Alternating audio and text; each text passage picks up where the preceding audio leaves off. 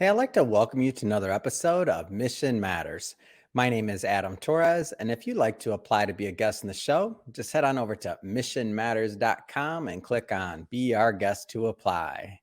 All right, so today is a special episode. We have Jennifer Sutton on the line. She is the CEO and founder of Bright& Co. Marketers and Orange Whip, and also host of Hello Chaos podcast.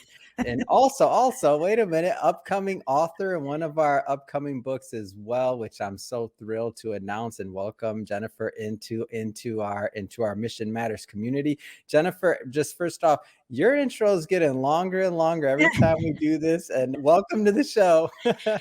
Thank you, Adam. I'm so excited to be here. I appreciate the opportunity. Oh, well, I love having a fellow podcaster and marketer on the show because let's just say We I'm not we going to have make a you do lot. all the work, but you're seasoned. Yeah. Well, we'll start this episode, Jennifer, Yep. the way that we start them all with our Mission Matters Minute. So, Jennifer, we at Mission Matters, we amplify stories for entrepreneurs, executives, and experts. That's our mission. Mhm. Jennifer, what mission matters to you? Well, at Brightco, our mission is to be the most innovative and dedicated and productive marketing and communications firm, providing growth companies with a level of thinking and integrated solutions that surpasses their highest expectations. Where our motto is, we work hard so our clients don't have to. Great, and love bringing mission-based Mhm. entrepreneurs and professionals on the line to share their mission, really what gets them fired up in the morning to get out of bed and to go out there into the marketplace and world and make a difference. So just to get us a little bit further into your story, Mhm. how did you get started into being an entrepreneur really and kind of going the marketing route? How'd that all Yeah. start for you? Well, after years of working at different ad agencies and marketing firms, I've worked on big established global brands. I've worked with smaller and startup brands, but really helping companies of all sizes and types across various industries, really developing kind of brand strategies and marketing solutions and campaigns. But I kind of got tired of that traditional advertising agency model back in 2013, and I ventured out and started Brightco as a full service marketing and ad agency that was founded with the idea that we can help companies of all shapes and sizes in a better way. I love Go that ahead. you've had this experience of, working for the large companies and then going Mhm. out and starting your own. Cause I feel like a lot of, entrepreneurs, even would be entrepreneurs out there, which not saying there's anything wrong with corporate America, Right. but just in general, some people have that feeling they're in their position when they're in the corporate gig and they're like, maybe I want to go out, maybe I want to do something else, or they want to hang their own shingle or for whatever reason. Right. And, some people kind of sit on the sidelines maybe a little bit too long, or maybe they just don't ever get over that edge and just kind of like go out there and do it. What do you think maybe some of the difference maker was for you that actually brought you to like, I'm going to go do this? Yeah. Well, I got frustrated with the business model of that Mhm. traditional ad agency kind of workup. And companies and brands are only successful if they address an unmet need, right? They're solving a problem. And for us, it was that need for adopting a scalable service Mhm. model with access to high caliber, vetted, and experienced team. So, like I said, I spent 25 years on the agency side, really, with big brands, watching how things work, what Mhm. doesn't work, and those proven methods and systems for building better brands. And that's really what the model is. It's kind of how do you take a group of really high caliber, experienced people combined with those disciplines Mhm. for better integrated marketing communications plans and really better digital footprints. That was the problem we were solving. Yeah. So I want to stick in the early days just a moment or two Yeah. longer here because, Yeah. after you make that leap, I'll tell you on my end, like when I went out to be an entrepreneur, I didn't even know I was going to be an entrepreneur. Like I was scared. It was scary for me. It was I scary for can't. me too. No, I was How was it for you? That's what I'm getting at. How was it your experience? it was and I'll tell you a little bit of Mhm. I had never thought like I wasn't ever one of those people that said, "Oh, I'm gonna own my own company one day." That was not Me me. neither. So, I was an accidental entrepreneur Mm. of I got frustrated with the traditional model. I ended up just leaving the agency I was working with because I was working 90 hours a week. Mm. I have 4 children. My youngest was 2 at the time, and when I, asked the company of like, "What is this for?" "What is this for? Yeah. Where's my path? Where why am I working this hard?" Mm. And they really didn't have a career path for me. Mm. So that's kind of why I said, well, you know what? I'm going to give myself some time to figure out what I want to do. Do I want to go work for corporate America? That was one option. And so I started looking and interviewing with corporate America. And then I Mhm. started looking and interviewing with other agencies, some bigger, some smaller, and listening to some of the stories of founders of these, smaller boutique, mid-size, agencies. One, they didn't have near the experience I had Yeah. from branding and strategy and the data analytics side, Mhm. or working with the caliber of brands I had worked on. Mhm. And I was like, "Oh my gosh, if you're successful, why can't I be successful?" And during kind of that moment, I had left the company to kind of say, "You know what? I'm just gonna figure out what I'm gonna do. I'm gonna take some time to figure Yeah. out what my path is." I ended up working fractionally for a couple of agencies and a couple of brands, but my phone was ringing off the hook from all these people I had worked with in agencies, from creative directors, research people, experiential folks, art directors, copywriters, media buyers, Mm. digital developers. And these folks were either, in one or two kind of shops, they were in these little silos and had built their own little client bases, but it was their clients were challenging them to go, "You're a great art director, but I need somebody that can help me Mm. with X, Y, and Z." Yeah. Or, "You're a great media buyer, but I need somebody to, who's going to develop my campaigns." And no Mm. one really had the infrastructure developed to go, how do we bring all these people together? Mhm. And so I, that's what Brightco was founded on, of recruiting this high caliber talent, but at the Mm. same time, bringing these proven discipline methods for building brands, developing IMC, having integrated solutions that Mhm. generates better results. So it makes everybody on the team perform where their strengths are and where their passions are. Yeah. So that's where I said, we can do something a little bit different.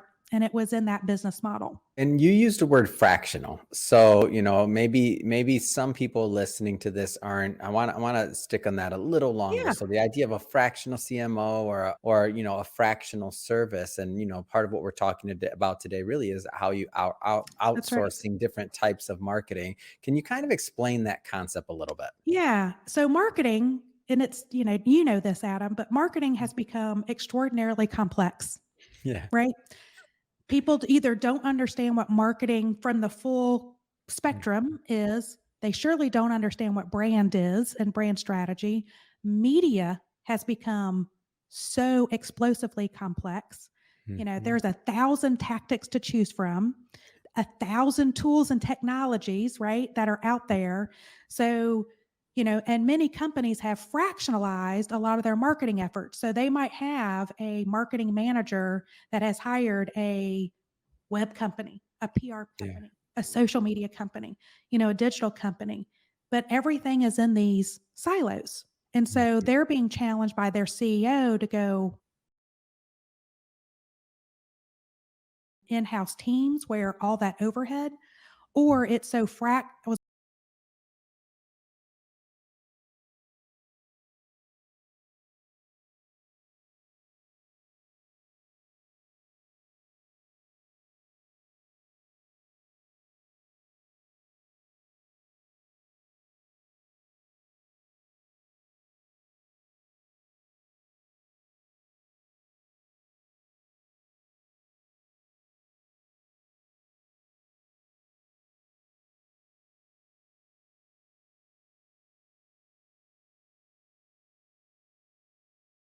holistically, how do you build your communities through a Mhm. combination of the organic and the paid?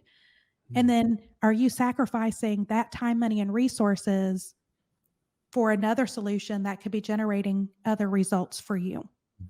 So we come at it from a holistic solutions perspective. And that's where we find that most businesses that we work with prefer that full service kind of fractional support because it's the best way to achieve the results for that company. Because we're a fractional CMO, right? So we come in as that big picture thinker, the sense maker, the illuminator around what Mm. is going to drive your brand, and then we can tactically execute along those different activities, but not in a silo. They're integrated, which is again, that's the change maker, right? Is to make sure those things are being looked at and being measured from a more strategic perspective. Yeah. And oh, go ahead. And what I see is really this complexity that you're talking about in marketing and advertising and media. That's right. This complexity is something that I think it's pretty much antiquated the old thought process of when once you have enough budget, then maybe you hire someone in house to do your social That's media, right. and like they're going to be the kind of jack of all trades. They're going to do. We have just enough to hire one person, so they're going to do the social media. They're going to do the email marketing. They're going to run our ads. They're going to do all these things A like and that. and Like none of it's performed that's well. not possible anymore. No, Like it's it's not. not. So, you bring that up. So let's just talk about outsourcing for a moment, Mhm. or let's talk about what are your choices Yeah.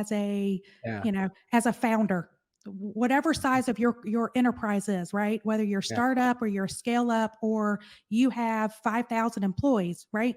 Mhm. What's the bigger picture of your staffing philosophy? So every employee on average works 1880 hours annually. So if you hire somebody full time, Mhm. that's how many hours they need to be performing their defined tasks. That's Mhm. based on them working 40 hours a week, Mhm. minus 10 national holidays, 4 weeks of vacation, 2 weeks of sick time, right? That's where we get that 1880. Finding great marketing people in these different and complex disciplines is very difficult. Like you said, there is not a jack of all trades. There's Mhm. not. Look, if I would have staffed my entire company with those people. Absolutely. We have become, for a large part, we're all specialists. I mean, Mm. even when I look at and interview people for social media, we've got great social media content creators, Mhm. but they might not be great community builders. Yeah. We've got great community builders, but they're not good content, you know, Mhm. creators or in digital media. People are either great at SEO, but they have no idea how to do CRM and drip marketing and email marketing. Those are all specialists. So, when you think of finding all that talent, it becomes really complex. Mhm. Coupled with the overhead expenses of, not only do you have to fill that 1,800 hours of defined task, but then you have to pay for the tools, the Mhm. technology, and all the equipment for those roles. Mm. So if you're a manager or if you're going, how do I staff this? You also then have to go, what's that career path? What's going Yeah. to be their performance? Who's going to manage this person? Who's going to evaluate what they're doing? Is it the right thing that they're doing? Mhm. Where's the strat? Because I think that's where we gain from our clients is we focus everything. There's a strategic point of view. There's a brand point of view. And that's where, I call it the magic happens. But, as an owner or a manager, you're going, how in the world am I going to manage these one or two people, 1,800, 3,000 hours on Mm. tasks that I'm not even familiar with to be able to provide that guidance and that evaluation to make sure that they're successful. And so I'm getting every dollar value out of that person. The rule of thumb, Adam, on being an entrepreneur and a founder, for every dollar you spend, they need to come back in cousins, right? Yeah. So you have a $60,000 or a $80,000 salary. You Mm. multiply that by two to take care of their overhead, their benefits, all the Mhm. other expense of their vacation time and their sick time and all that. So now it's $120,000. Mhm. Well, are they going to generate $300,000 in revenue to your bottom line? And Mhm, a lot of owners and CEOs or managers don't really think of it that way, but they should, because mhm, marketing should not be an overhead expense. It should mhm, be a revenue generator. mhm. And so our model is we take all that headache away. Yeah. We manage towards activities. We manage towards the results. What is the return on ad spend? What is the return on investment? Or what's the return on equity? So we alleviate all that pressure to fill those 1,800 hours, no oversight and task management, nobody to Mhm, work around vacation times. It's really just take that pain away. It's less risk and it's less overhead cost to that company. mm. So for the price of 1 to 2 FTEs, you get a team of specialists that Mm. understand brand building, brand storytelling.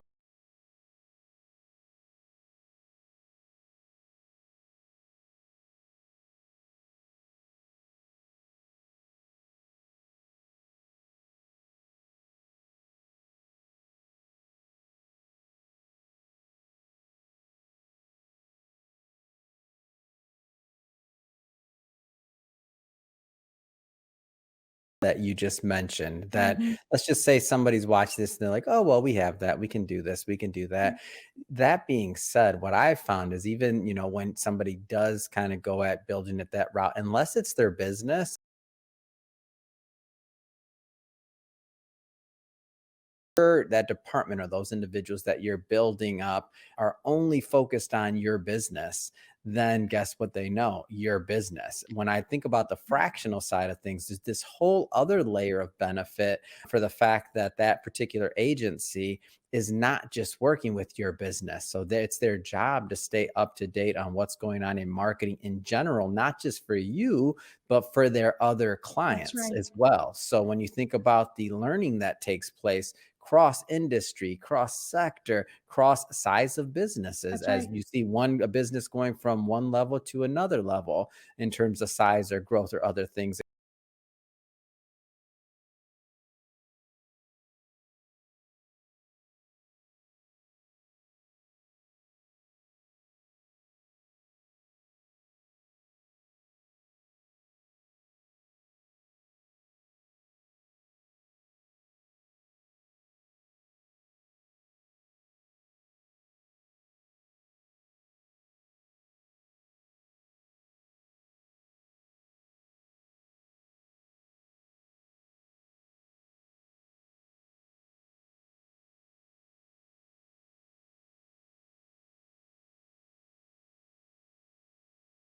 Right. Mm, With some of the best creative minds out there. mm, And from that, I really understand. And our team, not just me, but our team that we've built, we understand, appreciate, mm, we respect the art side of what it really takes to create a great brand identity, to tell a great story, to know how to direct the visual and turning those into great campaigns and full brand programs. mm, Because a lot of folks think, I mean, you look at today's, TikTok and YouTube, mm. you see this of I'm just here to engage, right? Yeah. I've got 100,000 views on that viral video. And Mhm. then going,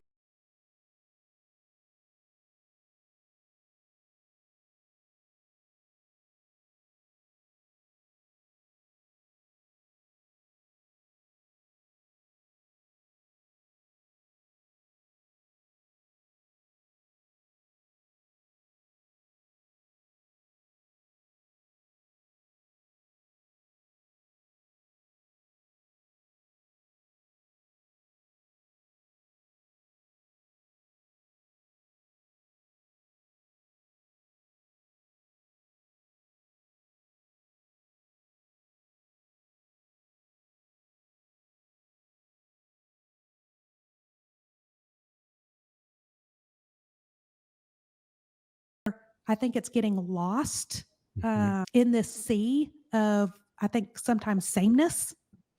And it's a challenge. And I think that's to your point, a lot of companies that have said, I'm going to bring these people in house, They either have the limited experience, or if they are experienced at a higher level, Mm, maybe they don't have the tactical knowledge to mm. execute. Yeah. So, you know, we kind of we like to say that we're the brand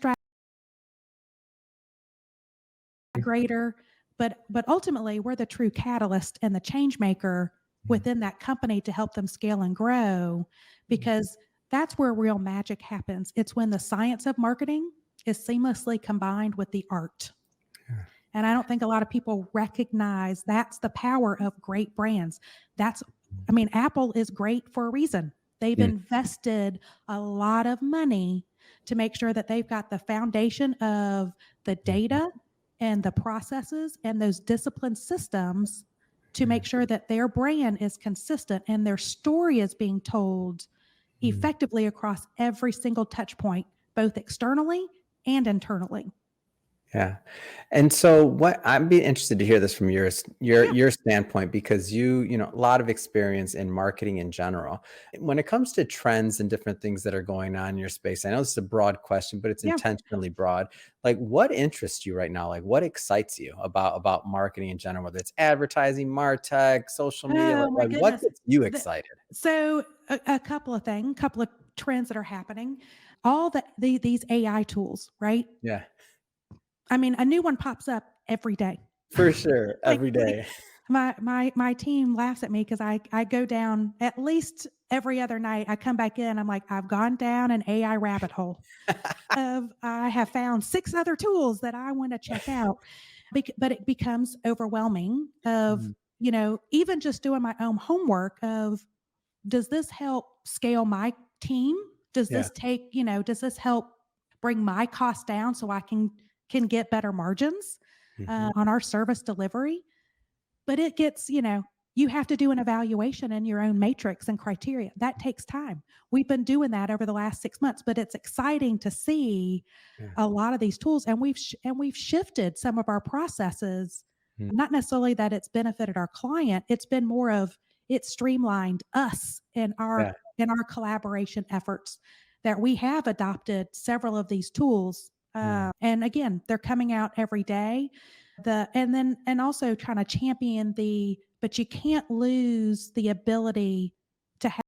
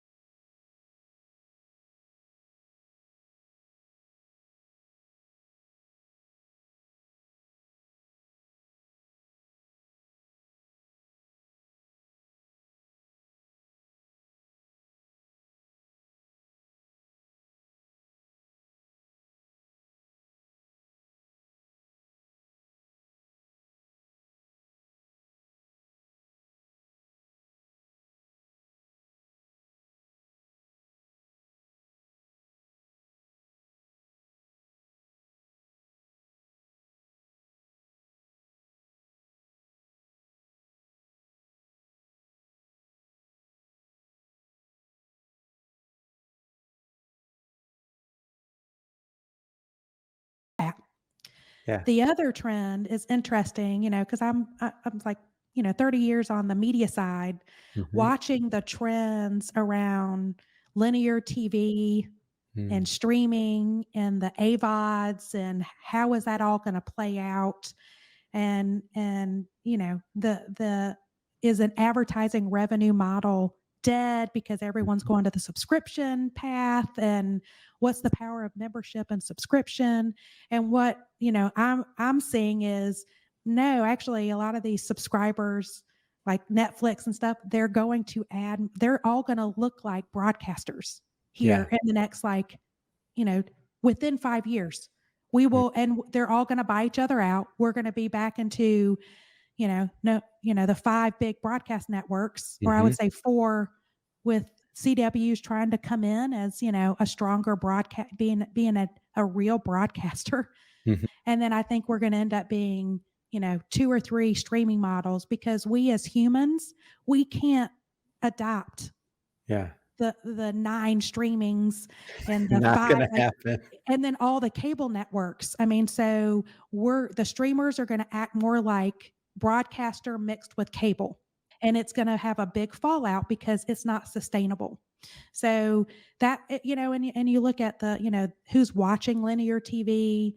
It is, it's the baby boom generation who has Mhm, the most disposable income. They're still watching linear mhm, TV. And so, the magic TV demo of 18 to 49, I think, will become obsolete in linear TV. It's going to be more of a 35 to 65 is going to be the magic demo. That's not been really talked about. That's just, Jennifer Sutton's personal opinion, just yeah, watching the data. mhm, So if I'm NBC or CW, that's where my programming is going to appeal to, and then anything that goes on my streaming apps is going to be geared towards those younger audiences that want content, a content churn. But that's kind of fascinating to see the TV landscape kind of changing, and it's going to be, like I said, we're going to see a huge evolution in the next 12 to 24 months. mm, Um, and then I think social media, we will always see that evolve along with that. I mean, look at, 3 years ago, it was all about just, push out content. Now it's become more, well, content, it's about just getting attention. And I think yeah, that's where I think it's going to evolve, that people go, oh, well, brands do matter. You mean mhm, I got these 100,000 followers, but if I ask anybody, are you doing business with me, or do they even know who I am, both mhm. as an individual or a company, the answer is going to be no, and you've become a commodity. So I think we'll start seeing even the social kind of change up a little bit to be more brand focused. That's Yeah, I watching do that. think it is exciting, like, what's taking place. I love being in this kind of renaissance of marketing, in my opinion, with Mhm. all the things that you're mentioning. I wanna shift focus here a bit, just slightly. So, Orange Whip, Yeah. how'd you come up with that idea? Oh my goodness. So that's a great question. So brands, again, are only successful if they address an unmet need. Mm, And for us, it was, why we created Orange Whip was we wanted a media company mhm, that delivers information and access between founders and organizations and the resources that accelerate their business growth. mm, That's where, as a founder and entrepreneur, I felt isolated. I don't know about you, Adam. yeah, When I started the company in 2013, I didn't know about resources that were there mm, from, and you heard about, SBDC, or, there's a women's business center. mm, But one, it's like, what do I need to bring in there? Oh, mhm, I'm kind of intimidated. I don't know where to go. And it took me until 2018 to really get involved in an accelerator program and really kind of build a community, and really get a sense of the power of a community where I didn't mm, feel alone. Finally, I found people that are like-minded, that I can have really private, vulnerable conversations around, my struggles, the barriers with whatever. And then, that was on a local level. And I kept, I felt like, God, that everyone feels like me. yeah, I'm not alone. We're all yeah, facing those barriers. But then I started working in these larger national accelerator programs, mhm, and I was hearing the same sentiment. People in, a bunch of entrepreneurs in the Oakland area or San Diego or Seattle or Indianapolis and Columbus, Ohio, and Austin, Texas.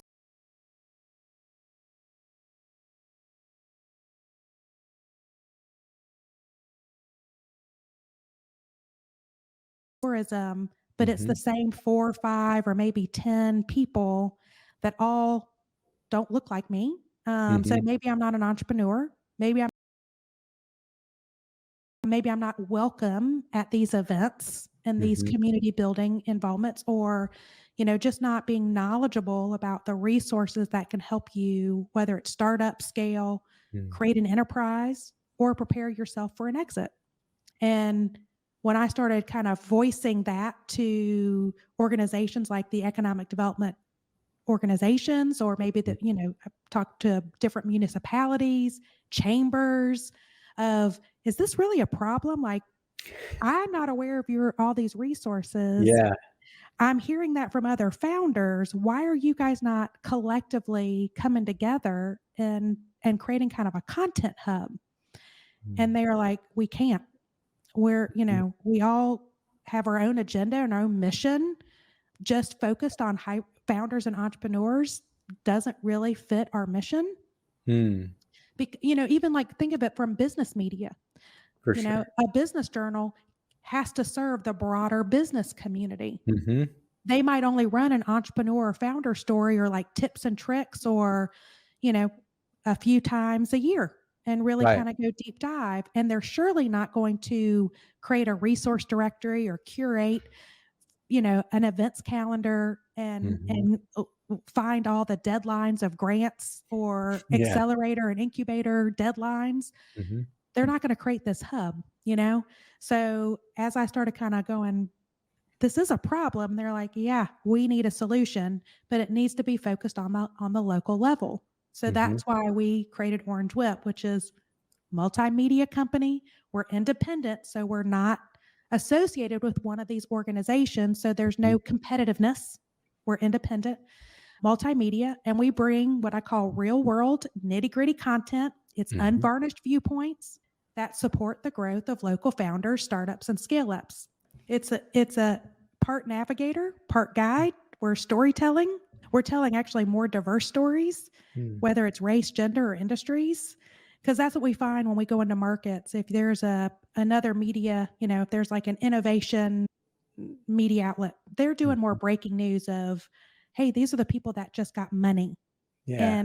and they're leaving out innovators across way different industries and spectrums. They're only kind of highlighting who got VC money. Yeah. So that was our mission. It's how to we're exclusively serving founders and entrepreneurs so that we help at the local level to help them scale and grow. And a part of that is, part of Mhm. our multimedia platform. It is, like I said, it's an innovative digital magazine that has, articles and stories, but it also has a resource directory that we've curated. So in each market, right now we're in 3 markets: Greenville, South Carolina, Columbia, South Carolina, and Mhm. Charleston, South Carolina. There are anywhere from like 70 to 80 resources that we have put in our resource directory. And then we have curated across 15 to 20 different calendars in each market. Wow. So that we curate every month and, update that real time. We Wow. send out a weekly newsletter that's like, here are the deadlines Mhm. of, here are events you need to be a participate. But hey, these are grant deadlines, or these are incubator deadlines to sign up. So trying to make it as a one-stop shop, that Mhm. content hub, that we're also pushing out that content through social and through email on a weekly basis, so that they don't have to go and chase down and Mm. go, oh, I wasn't aware of that from the Yeah. chamber. Oh, they don't have to go and source all these different calendars. So that's what we do. So Jennifer, I cannot let you off this show without you talking about Hello Chaos. So, Yes. like, how did the idea come about? Like, what can I want all my audience to go check it out, by the way. Everybody watching Yeah. this, listening to this, like, definitely go check out Hello Chaos podcast. But how did it come about and what's the vision? So the vision is, it's really, again, it goes back to that bigger mission of Orange Whip, of how do we serve Mhm. founders and entrepreneurs? How do we inform them? How do we inspire them? How do we motivate them? And as you know, in this day and age, it's in Mhm. multimedia. So Yeah.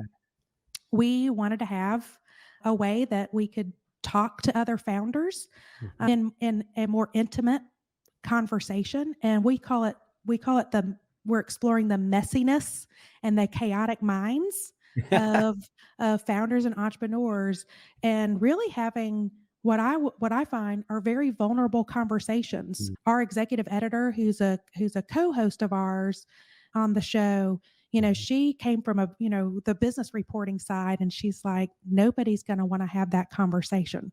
She's mm, like, they're going to be guarded. And that's what you hear on a lot of other podcasts, like, yeah, CEO mindset, blah, blah, blah, blah, blah.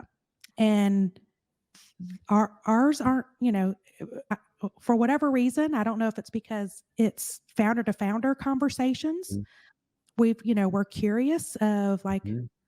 what are we call it, our tagline is where aha meets oh sh.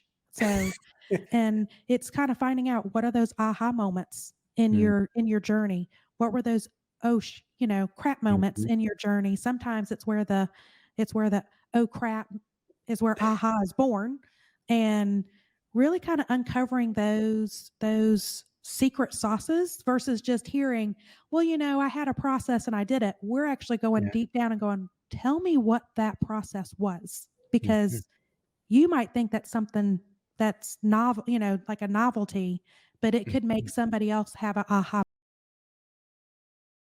We are, we feel like we're alone.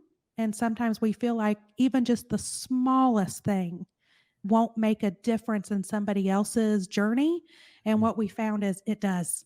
And so how are we amplifying, those viewpoints, you know, kind of like your mission, but it's in a way of how are we sharing that information so we help people accelerate on their journey.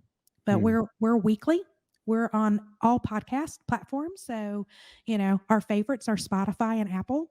But you can also look at it if you go to Orange Whip for WIP.com.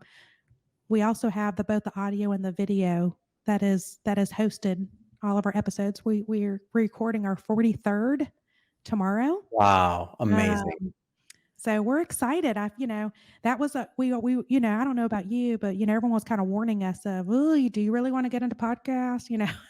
Yes, you do. And it was, you gotta stay with it. You gotta stay consistent.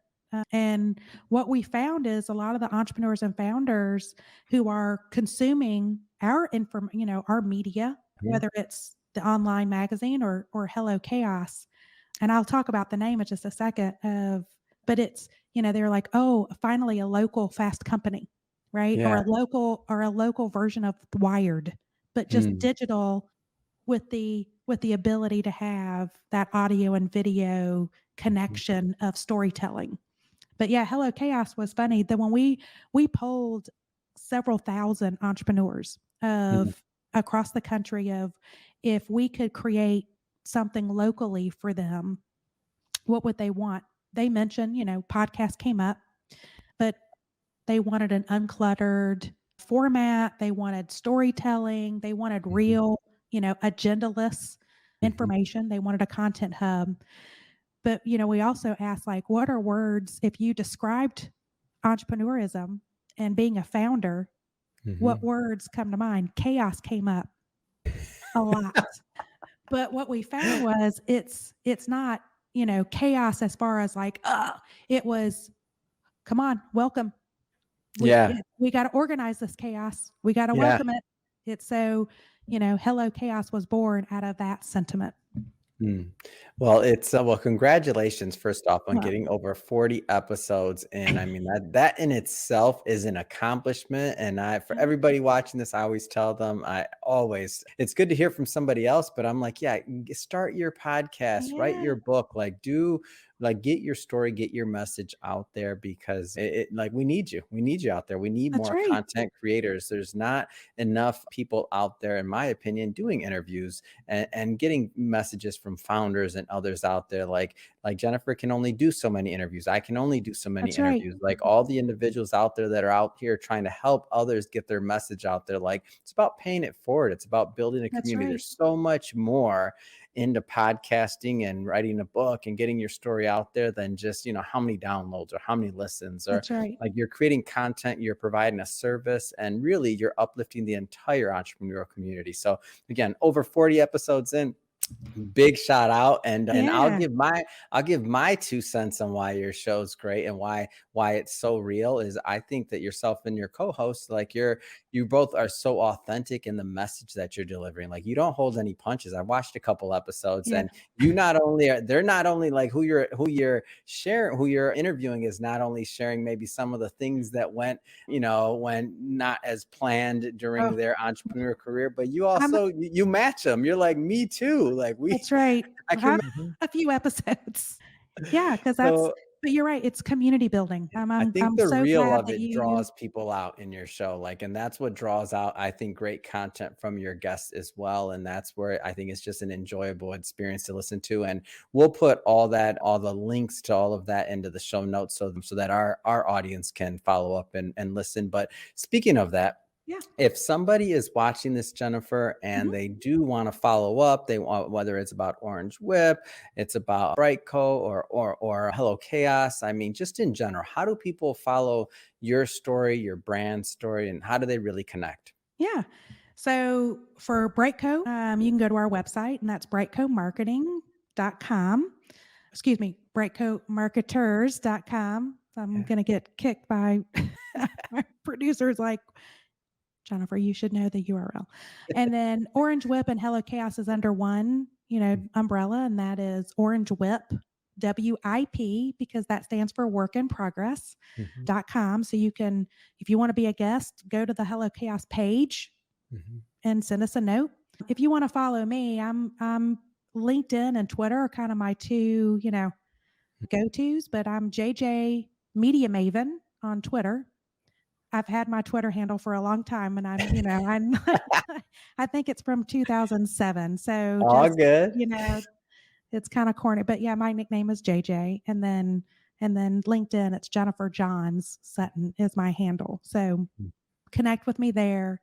Love to share information, and like I said, I'm a tweeter, so you can yeah, follow me and we'll have some good good times. But yeah, hello, fantastic. but orangewhip.com or hello or brightcomarketers.com is the best way.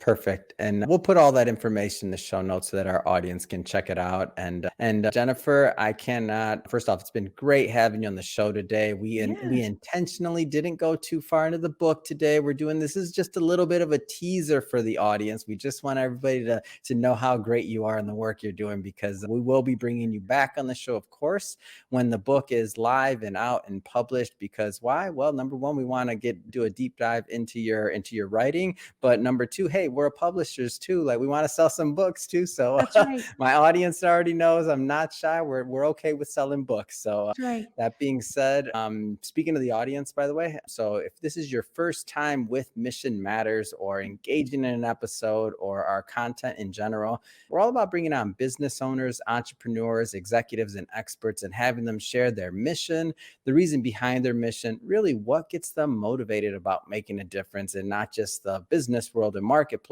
but also in the world. And if that's the type of content that sounds interesting or fun or exciting to you, we welcome you. Hit that subscribe button because we have many more mission based individuals coming up on the line and we don't want you to miss a thing. And Mhm. Jennifer, really, it has been a pleasure. Looking forward to the next time we get to work with each other. Same here, Adam. I had a lot of fun. Thank you.